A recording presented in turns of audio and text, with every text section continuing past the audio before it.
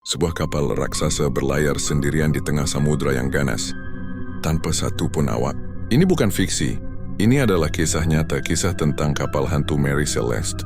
Pada tahun 1872, di hamparan samudra Atlantik yang luas, sebuah kapal dagang bernama Mary Celeste ditemukan terapung-apung, seakan-akan dikemudikan oleh arwah. Kapal lain yang menemukannya, Dei Gratia, awalnya mengira ini hanya kapal biasa. Para pelautnya mendekat, dan dari kejauhan Mary Celeste terlihat baik-baik saja. Layarnya terkembang, kapalnya utuh, seolah sedang berlayar dengan tenang mengikuti hembusan angin. Namun saat para pelaut Dei Gratia menjejakkan kaki di geladaknya, udara seketika terasa berat dan mencekam. Mereka berteriak memanggil kapten, memanggil para kru.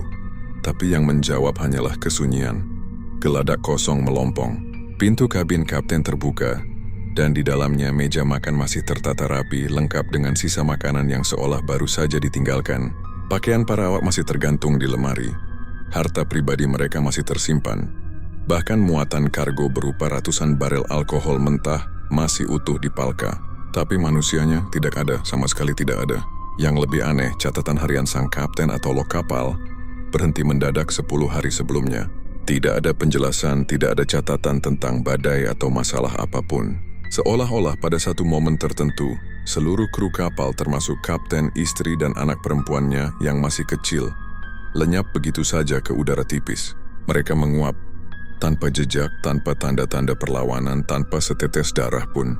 Satu-satunya yang hilang dari kapal itu hanyalah sebuah perahu skoci. Apa yang sebenarnya terjadi pada mereka, ini bukanlah pembajakan. Karena semua barang berharga masih ada. Kalaupun ada badai, mengapa kapalnya masih dalam kondisi sangat baik? Berbagai teori pun liar bermunculan.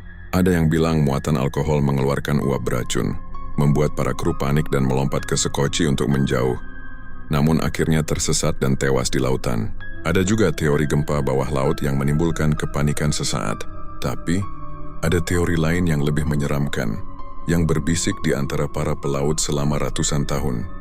Mereka percaya para kru Mary Celeste diambil oleh sesuatu yang tak terlihat, sesuatu dari kedalaman samudra yang kelam atau mungkin sesuatu dari langit.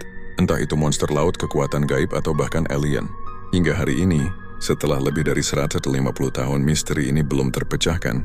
Nasib 10 jiwa di atas Mary Celeste tetap menjadi teka-teki terbesar dalam sejarah maritim. Jika kamu penasaran dengan cerita horor lainnya, jangan lupa like dan subscribe ya.